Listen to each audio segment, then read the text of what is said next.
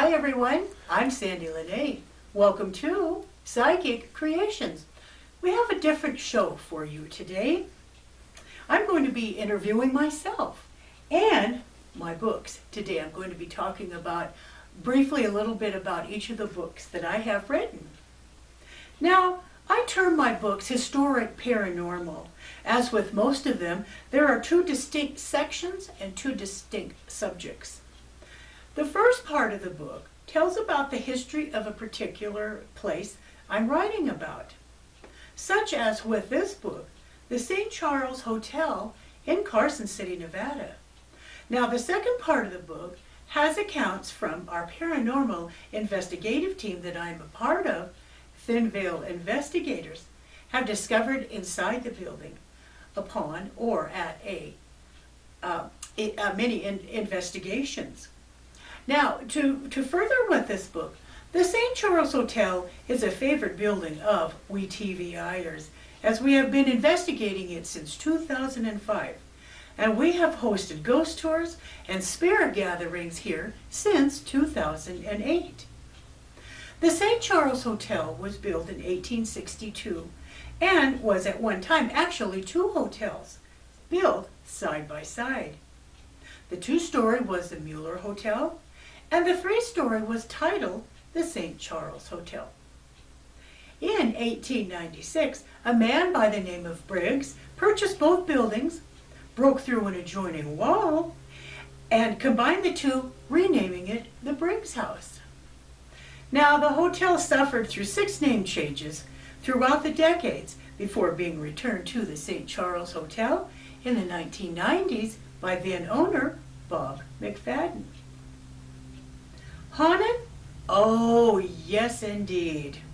We Veilers have captured hundreds of interesting pictures and amazing footage, such as when ectoplasm sprayed my camera.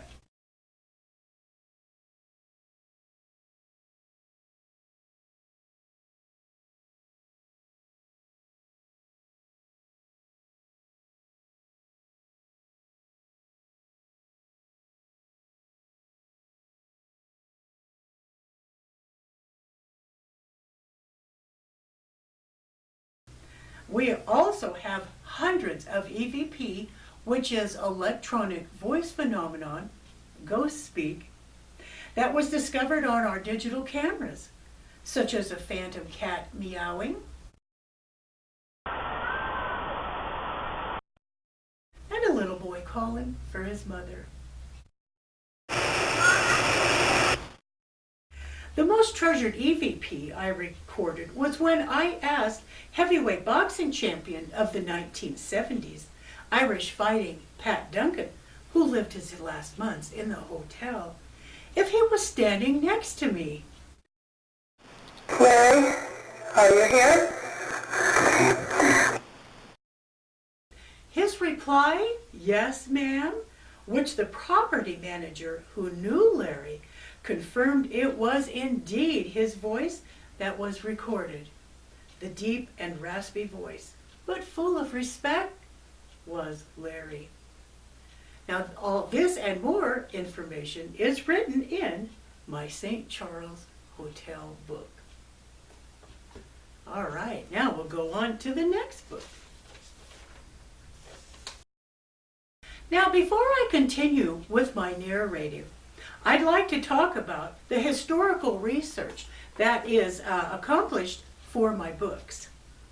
When I started writing the St. Mary Louise Hospital book, I was told that a special works historian at the Nevada Historical Society knew much of the correct history about this building. It was suggested that I make connections as, lately, when the building was written about, stories and tales prevailed and the building was getting lost in legends and in myths. Being a stickler for correct historic facts, I heeded the advice and contacted the historian. This is when I met Arlene LaFerry, and since she has been instrumental in helping my books being historically exact, factual, and actual. She has been a godsend and has become a great friend. And my books universally thank her for her expertise, knowledge, and phenomenal research skills. These books have interesting information that no other that has been written contains, thanks to Arlene. We Thin Veilers have had the opportunity to investigate this majestic building since 2005 and have had the opportunity to host overnight ghost hunts, lectures, classes, tours, TV and radio shows at this hospital, now known as St. Mary's Art Center. This once being a hospital, I have to say it is very haunted. We Veilers have captured incredible EVPs inside. Our photos taken inside and outside of the building are extraordinary. And the video footage from our surveillance and personal recorders are astounding. Haunted? Oh, magnificently so. Which numerous accounts of our findings are in this book, The St. Mary's Hospital, The Spirits Within. Such as photos of spirit patients in nightgowns, nuns moving across hallways caught on video,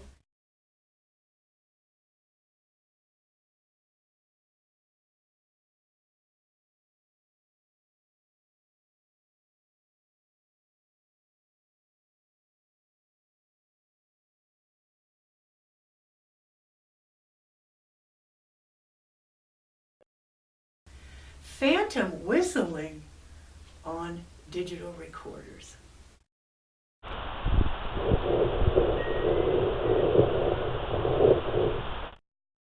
It's been awesome. Whoop.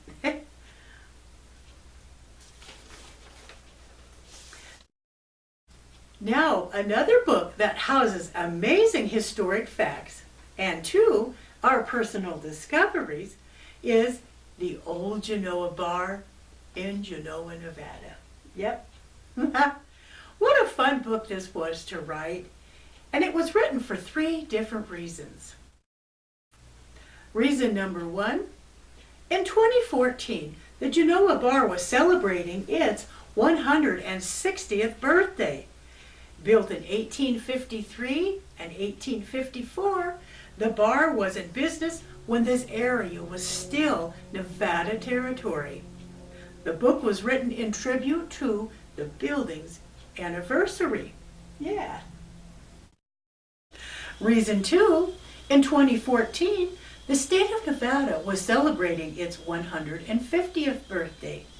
The Genoa Bar was given many commendations for being the oldest thirst parlor in Nevada for 150 years, and in honor of this tribute, the Old Genoa Bar book was written. Isn't that cool? Now, reason number 3. Before the current owners, Willie and Cindy Webb, purchased the bar in 2000, this building never played a part of any historical value. Thanks to the Webbs, though, they have been instrumental in letting the world know of the bar's history, its historical value, and what history has surrounded and revolved around the old saloon. And so this book was written in tribute to Willie and Cindy for their love of this Nevada icon. The Genoa Bar has many endearing spirits residing inside. One is a biker named Red. He frequented the bar in the 1970s, and one night upon leaving, he traveled up the mountain towards Lake Tahoe on a road known as Kingsbury Grade. He lost his physical life that night, but his afterlife led him back to the Genoa Bar. His energy orb is captured in many pictures taken inside the building, usually over by the jukebox, which it has been reported by the owners and staff that every once in a while the music machine will start up by itself playing Red's favorite songs. Other entities remain in the building too, such as a previous employee who has crossed over, an old cowboy, and surprisingly, animals. Yes, animals too can remain after their demise. This book is full of history, the building's genealogy, fun stories by the Webbs, and lots of ghostly accounts. All right, stack is getting taller. Okay, what is next?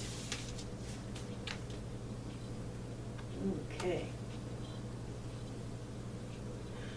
The Edward D. Sweeney Building in Carson City, Nevada book was written actually on a whim.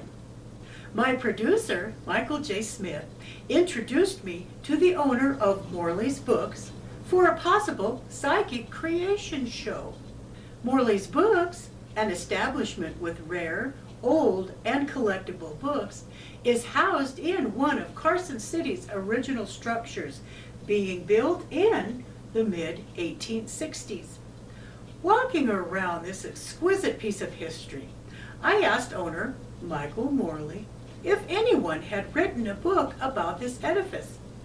None to his knowledge had been. Well, enter Sandie and her love of historical buildings. I asked if Michael would like to have a book written. He said yes, and I went off into writing mode.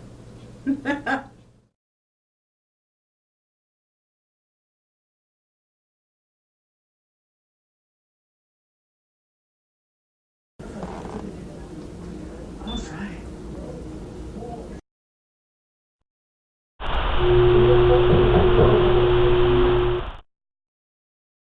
Not necessarily the bottom, but the top portion, you can see those two. Yeah. But all the rest were closed. This building has much wonderful history. It first held the office of Nevada Territorial Secretary Orion Clemens. His brother, Samuel Clemens, Mark Twain, actually worked here with his brother for a short period of time. This building also housed the office of the first long-term Nevada governor, and the Wells Fargo office was kept on the lower floor. Among the multitudes, it was the post office, a grocery store, a house of prostitution, a saloon, attorney's offices, and a famous artist of the late 1800s had his studio here. It was very interesting to investigate this building with our team.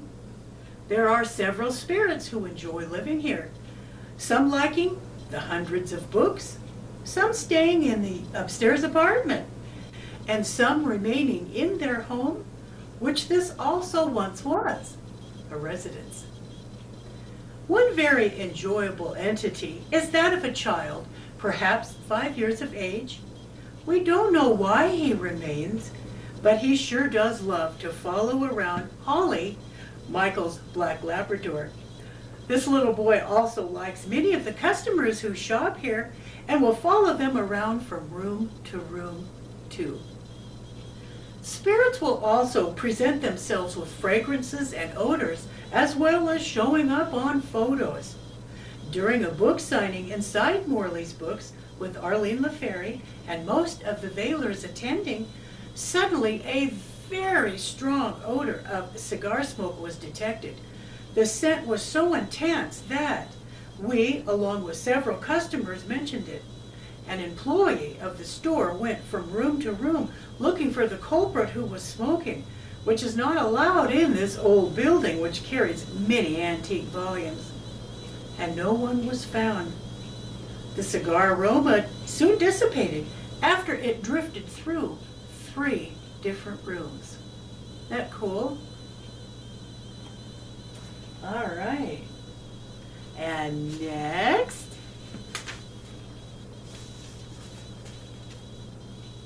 I'm very proud of this book. The Victorian Past and Haunted Present of the Dake House. This is the first book that I was bitten with a historic paranormal bug, the Dake House. This building sits at the south end of Genoa, Nevada, and is now known as Antiques Plus. Being a friend of the owner, Martha Williams, I asked if she wouldn't mind my writing a book about the building. It was, after all, the home built by Genoa's one and only undertaker, Charles W. Day. Martha was excited about the prospect, and so we began the book with interviews, looking over old documents, and peering at black and white pictures. It was a lot of fun, actually. This Gothic Victorian structure was built in 1872 and was used only as the undertaker's home for his family, a wife and 4 children.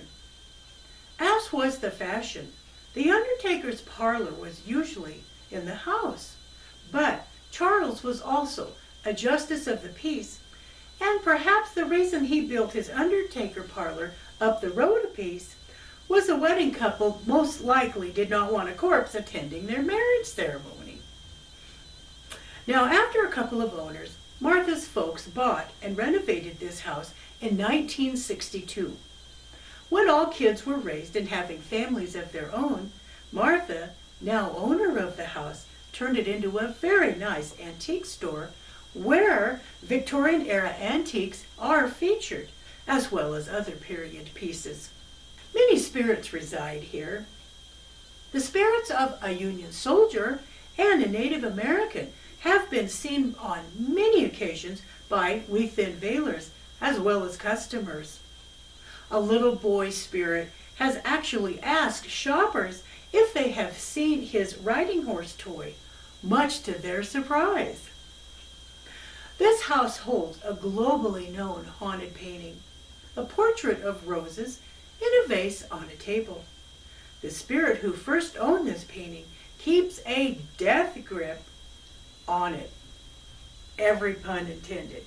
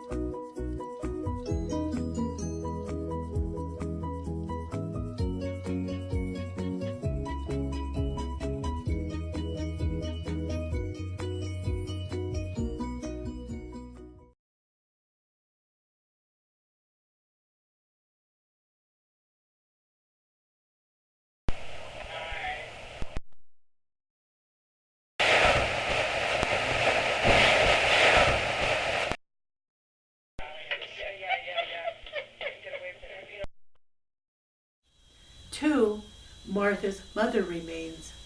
If you happen to visit the Dake House, please do not let Mom hear you say it isn't haunted. She just may throw a dish at you, which has actually happened.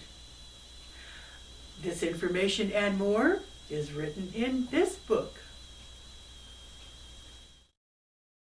Now, in a different yet similar historic paranormal venue, Arlene and I have started writing books that are quite fun to research and to write. Weird Reno happens to be our first book in a series that contain history, anecdotes, thrills and chills, ghostly accounts, intriguing facts, and many interesting and fun accounts of a particular city or town, such as Reno. All information is dispersed through the pages. Arlene and I are very proud of this book as it was accepted into the Nevada Historical Society's database system as a primary source, useful for cited works. Isn't that an honor? I think so. All right. We have also written as an addendum, Weird Haunted Virginia City. Now, this book is not a cute ghost story book. No, It is a volume that is full of historic facts, bringing forth the possible reason why Virginia City is one of the most haunted towns in the world. This book actually contains a combined 35 plus years research among its pages. It is a book filled with over 50,000 pieces of researched history, and it is a book filled with accounts and explanations from reports, articles, certificates, and documents from files that have either been forgotten about or left behind on purpose.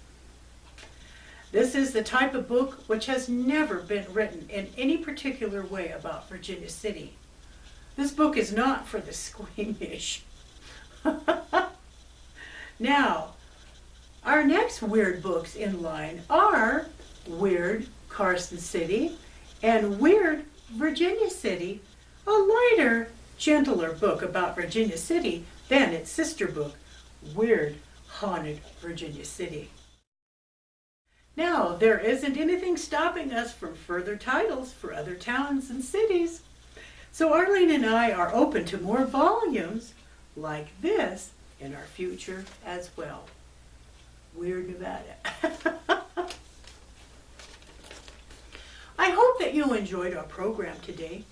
I love being an author, and there is nothing like writing a book. It is a ton of fun, actually.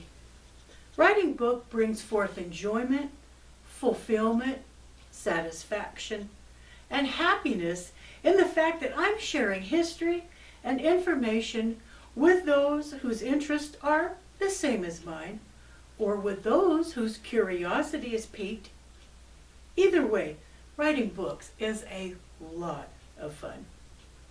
Now, my books can be purchased at my website, which is www.sandiepsychicstones.com. There are several regional and local bookstores, museums, and libraries which house my books too. You can get a hold of me for that list. Now, if you would like to be a guest on Psychic Creations, please note that the content is of the metaphysical, the spiritual, the paranormal, and authors. You can contact me at my website, which is, again, www.sandiepsychicstones.com, or my personal email address, which is admin@sandiepsychicstones.com. You can also get a hold of me on Facebook, which is Sandie La Nae, or Books by Sandie La Nae. Thank you so much for watching Psychic Creations, and we'll see you next show.